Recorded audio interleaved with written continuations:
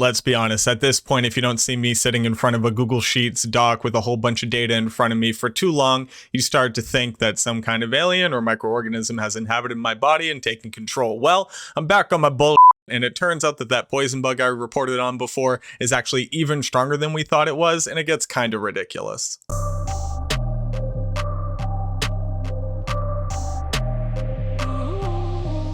Hey, this is actually Mac at the end of the video realizing I don't do this nearly enough, and you're about to learn a ridiculous amount of highly nerdy stuff about how poison damage works if you didn't already know it. And then on top of that, I'm about to blow your minds with these efficiencies. So like, if this is stuff you just don't see anywhere else, or if it's stuff that you appreciate, or you just kind of want to let me know that you like these types of videos, go ahead and like the video, hit the subscribe button, like come be a subscriber, join the deep cult of knowledge. We don't have a name here. We're all just kind of hanging out, and I make the content and hopefully you like it. But hit the subscribe button. It would really help me out a whole bunch. Leave a comment, let me know. All right, back to the video. Enjoy the nerdery. So shout outs to Bender Mates Fry for letting me know that this absolute legend from the German Diablo forums, Last Corpse, actually reported on the video that I put out. On top of that, found some additional information. Now, a little bit of it is conjecture. It kind of points at something that makes sense in the game, but let me go ahead and translate this over to English and just give you a really quick rundown. Also, cool to find out that poison damage bug is pronounced as Giftschadensbug. I hope I said that anywhere near correct. German native speakers, go ahead and let me know down in the comments. I've been working on not sounding like a complete troll while trying to speak German, but that's the best that I can do. So they point out that they watched my video, they referenced it, and they went and did a bit of their own testing. And it turns out that the damage numbers that they were seeing were actually a bit more than just 2 times the damage. Now, don't worry, I'm going to give you a TLDR in a minute. It'll all be in timestamps. I'll also explain the initial bug. But I just want you to understand this because it's why we actually went back and did more testing. But what they found out was that the expected damage output from it was something closer to 2.28 with some rounding errors in there, allowing for like a decent confidence interval. And what they believe that it is tied to is this parameter that's used to determine how much of the weapon's damage you apply when you're applying an attack skill. So if you think of strafe, or multi-shot or blade fury, they all do percentage of your weapon's damage, and that applies to the elemental damage that you do, how poison damage is calculated, etc. The parameter is SRC-DAM, and basically what it comes down to is that when you change these values, it's supposed to equate to a different percentage. So putting in a value of 128 should be 100% of weapon damage. Reducing that by 32 should bring you to 75% weapon damage. Again, by 32 gets you down to 50%. And they noticed that when they reduced weapon damage, it also reduced the poison damage, which makes sense. It should. Now, there's a little bit of implication there, but what they believe it's pointing to is the fact that the 128 value here, the one that's supposed to equate to 100%, is instead equating to a greater than 100% value. So that's what they have found out. I have not found a way of testing this exactly, but what I wanted to go and do was see if our expected time to kill is what we actually got based off of just doubling the damage. And then because it's me, I had to go a little bit overboard. So what's the TLDR? Well, let me go ahead and show you in game how we were basing the rest of our testing. So you really don't need to keep wondering what exactly am I talking about, etc., etc. And I'll show you the base result. But what it basically came down to is that we were always underestimating how much damage we were supposed to do. So just throwing a poison javelin, not even a plague javelin, at a monster, we were consistently killing them about 20% faster than we should be. And then when adding on a little bit more damage to the skill, we're actually killing them close to 28% faster, which is exactly what you would expect if the findings by Last Corpse here are to be believed as the culprit. Now, they're not exactly the same, so I'm not going to say, yes, this is it, but that's basically a TLDR. If you don't want to watch anything else, it is that throwing a poison javelin and hitting a monster is going to deal double damage, and on top of that, it's also going to add on about 28% additional damage. So 228% damage if you actually hit him with the javelin. There you go. You don't have to watch any more of the video. But you nerds there, let's go ahead and go into more detail. So to start, this was our poison javelin testing Amazon. She's level 99.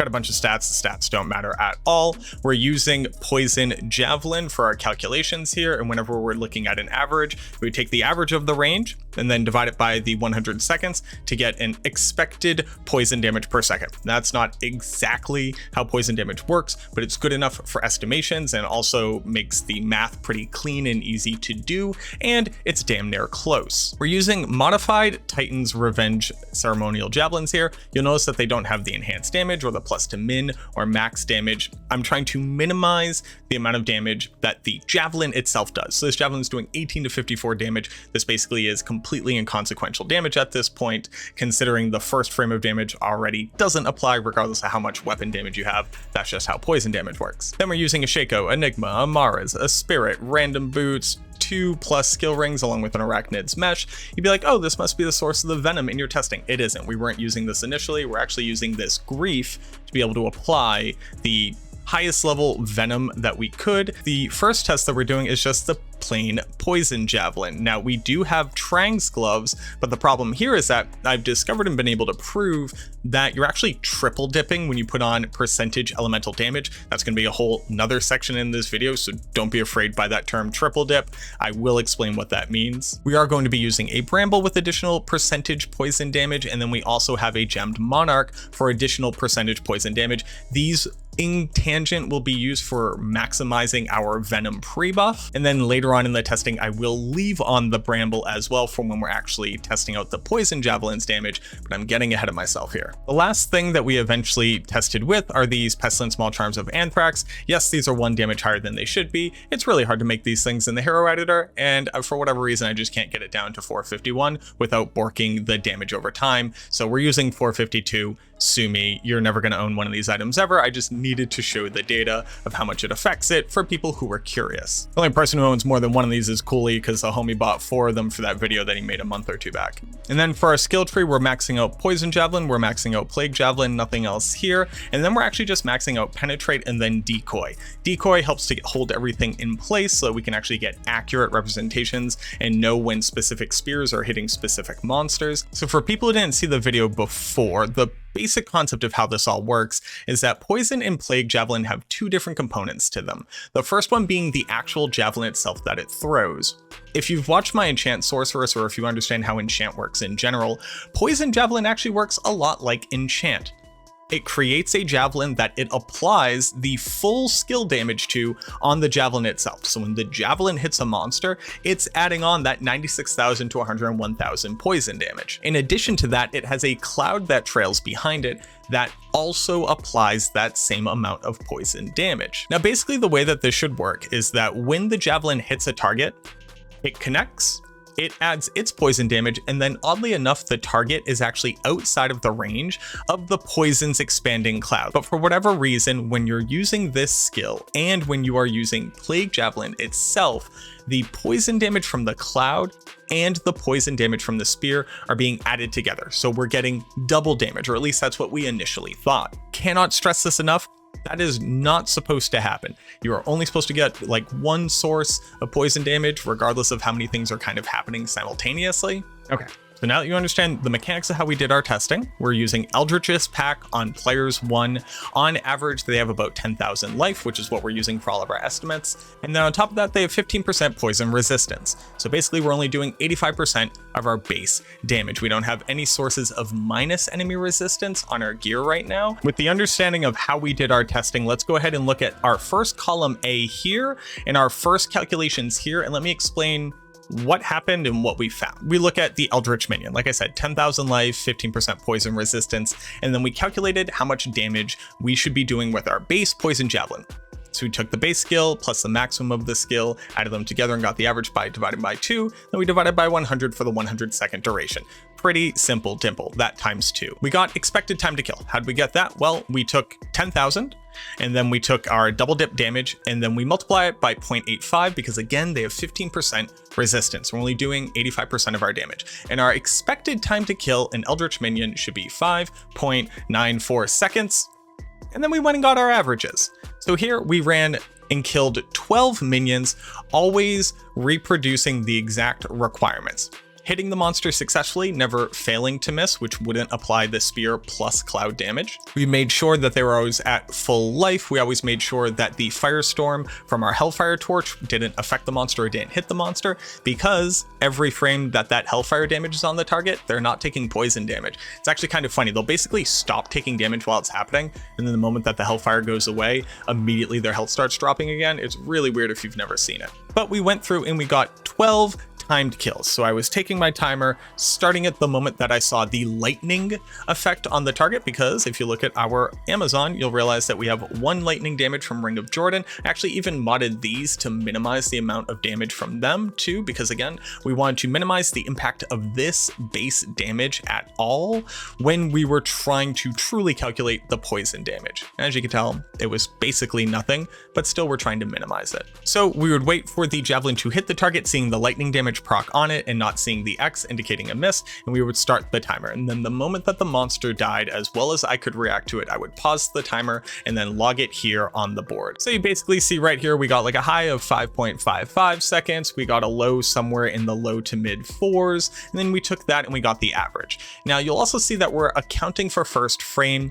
What does that mean? On the first frame that a poison damage is applied to a target where any other source of damage, so the physical damage from our javelin as well as the lightning damage from our Stone of Jordan, on that frame, no poison damage is dealt. So basically what we needed to do is we needed to take that time and subtract a single 1/25th of a frame from time. Remember in Diablo 2, a 1 second is measured in 25 frames under the hood, even though the game runs in 60 frames per second. So 1/25th of a second is just taking off that first frame of total time, because technically speaking, the average time here is representative of a slightly longer time to kill because it's including that 1 frame as opposed to losing it. So I accounted for that here. So with all of that said, we have 4.97 seconds on average to kill an Eldritch minion. And when we look at our expected time to kill, you realize that that's almost a second slower than what it ended up being. So we take that value and now we're looking at true damage. What's true damage? True damage is the amount of life that the monster has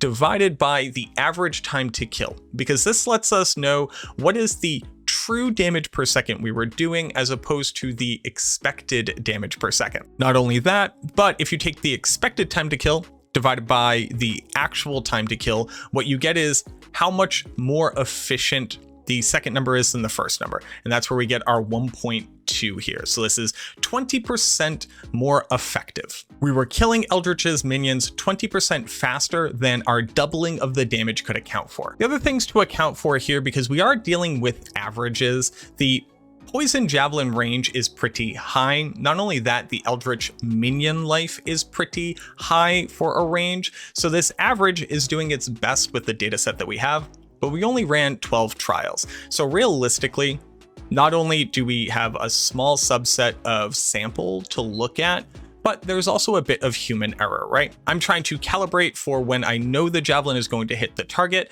I am trying to also stop it at the moment that I see the monster die. That is not necessarily exactly representative of when it happened. I think that probably accounts for a slower reaction time, meaning the timer is running for longer than we should expect. So I even consider this number to be a bit overly conservative for our calculations, but it begins to paint a picture. You'll see that we have with Trang, which is representative of Trang gloves on. And when I was talking earlier, I said a triple dip occurred. What do I mean by triple dip? When we just have plain Poison Javelin here, we have 96,000 to 101,000 damage. Now, it's represented here as well. It's averaging up here, so it says 102, but it's close enough for me to be able to highlight what I want to, which is when I put on these Trang gloves, you'll see that our damage goes up by a pretty significant amount. Base damage goes up to 120, and then max damage goes up by almost exactly 25,000. When we look at the tooltip again, it's actually much closer now than it was before. And what this is representative of is the 25% poison skill damage on the Trang gloves. And just again to reference it, if you haven't seen my enchant sorceress video recently, they changed how percentage damage works for ranged attacks. It used to be that it only applied once to a ranged attack when you used a ranged skill, and now it applies not only when you use the ranged skill, but also when the ranged skill hits. Now here's the kicker. The 25% applies to the skill damage. The skill damage happens in the cloud, And just to remind you, the skill damage is also applied to the javelin itself, as if the javelin is enchanted with that poison damage. Not only are we getting the 25% on the base skill damage, which is applying to the javelin damage, which we know are being added together and doubled. When we create the javelin, it's increased by 25%, and then when the javelin hits a target, it's increased by 25% again. So not only is it getting the double dip from being on the skill and the javelin when they both hit getting added together, but the percentage that was on the javelin is also getting increased by 25%, and you have what we in the business like to call a triple dip. Here we calculate the damage that we expect with Trangs the same way. We take the min plus the max divided by 2 to get the average, and then divided by 100 seconds, because increasing poison skill damage doesn't change how long the poison damage is applied over. That's how you get more damage over the same amount of time. Taking that and doubling it from adding the actual cloud to the javelin's damage, we get 2400 damage, and then we get expected time to kill. Expected time to kill again looks at the 10,000 damage divided by how much damage we're expecting to do, but only 85% of it, again, because they have 15% poison resistance, and what we get is 4.75 seconds. If you go look at the numbers for our with Trang kill speeds, you'll see that they are mid 3s and into the high 2s with an average of 3.31 seconds. And then if we account for the first frame, actually only 3.27 seconds. So our damage overestimation, meaning how much more efficient our kill speed was than it should be, is our expected time to kill divided by that average, which is 146%. So a 46% damage increase than what we were expecting. Now, how is it possible that there would be that much of a difference in damage overestimation if not for the triple dip? So let's go ahead and look at the triple dip calculations, which isn't too hard to consider, but I'll walk you through it. So the triple dip basically says take our double dip damage, and then in addition to that, add an additional 25% of our base damage. Because we take the base damage, increase it by 25% when we create the javelin, and then when the javelin hits, we increase that damage by 25% again. And then on top of that, the cloud's damage is increased by 25%. And you put them together. So that brings us up to an expected damage of 2,784, which if you look at that expected time to kill with the triple dip, gets you 4.23 seconds, which is just about 0.5 seconds faster. And then even on that estimation, the average time to kill was 29% faster than what we should expect. Do you see that 29% right there?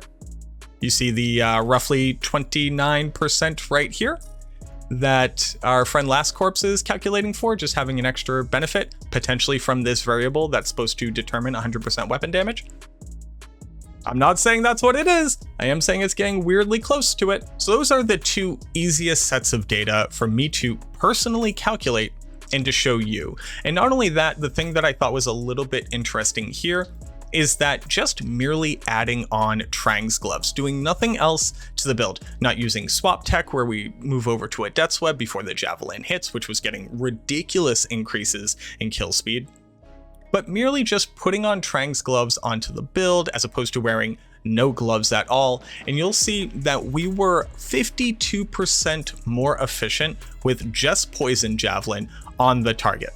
Adding 25% skill damage made our total kill speed 52% faster. That's pretty ridiculous. Now, these next part of the tables right here get a little bit more esoteric, but I do want to point out at the very least the first one, and then after this, everything else is just going to be for the big nerds who just want to see the numbers, but this one's the really important thing to notice here, and it's when all I did was add Venom onto the build. But the important thing to note here is just how much faster merely adding Venom onto the build and removing the Trangs gloves was. It's literally faster than using Trangs gloves, just adding Venom onto the build. And if you told me that before, I wouldn't have believed you, but the numbers are right here. The average kill speed was 2.89 seconds, accounting for first frame, that's 2.85 seconds. This was 15% faster than having Trang gloves on a poison build.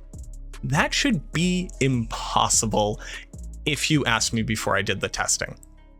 But once you understand how Venom works, it makes a bit more sense. So We obviously couldn't stop there. We needed to see just how ridiculous it goes.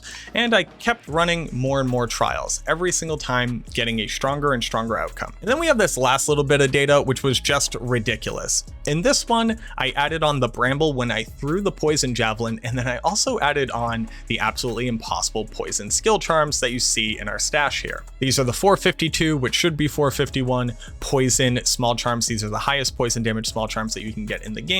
People really only use this stuff in PvP, but I filled out our inventory with all of these, giving us an additional 7. I would hit the monsters, but I would also have the bramble on. So while I was doing this with the Venom being fully pre-buffed with the Gemmed Monarch and the Trangs, then I would still wear the bramble, so we're getting that additional 50% poison damage, which again is triple dipping. I'm sorry for repeating myself so much, I just want you to understand all of the things at play. And then it was truncated all these poison damage down and then adding that on per frame. And we got a ridiculous number.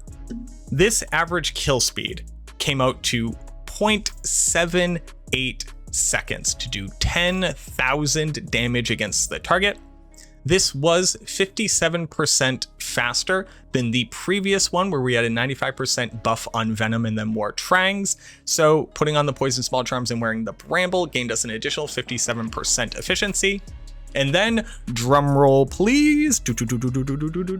All of that was 537% more efficient than the base poison javelin itself. Our average kill speed here is 6.37 times faster than the kill speed here, just by wearing the extra stuff and pre-buffing. It's ridiculous. Do not get me wrong, these small charms are ridiculous. That being said, even the small charms, if you were to take that off, it would probably only accounting for about like 20% increased efficiency here. So it would still be over 6 times more efficient than the kill speed here. And the funny part is that still is not accounting for an overestimation of what our damage should be due to some secondary bug. If you just wanted to see it really, let's just go look at Eldritch and his buddies and let's just try to get an idea of like how quickly they die here. And there we...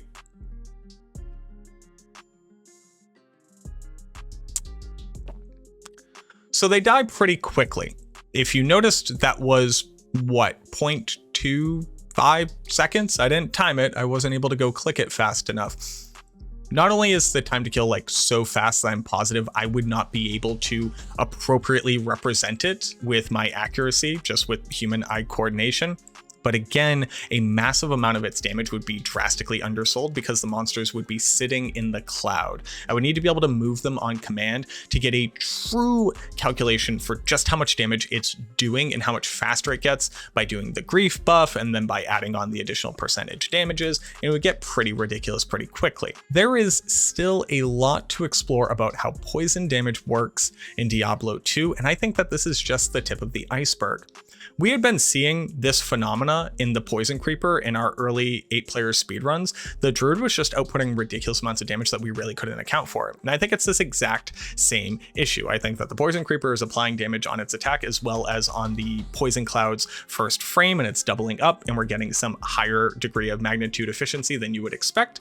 Maybe this is the cause of it as well. Please hit me up on Discord, at me on Reddit, at me on Twitter, come hang out in my Discord, just leave a comment here, do whatever's the best situation to get information from you to me that you are comfortable with. I'd love to hear from you. Thank you so much for watching this video.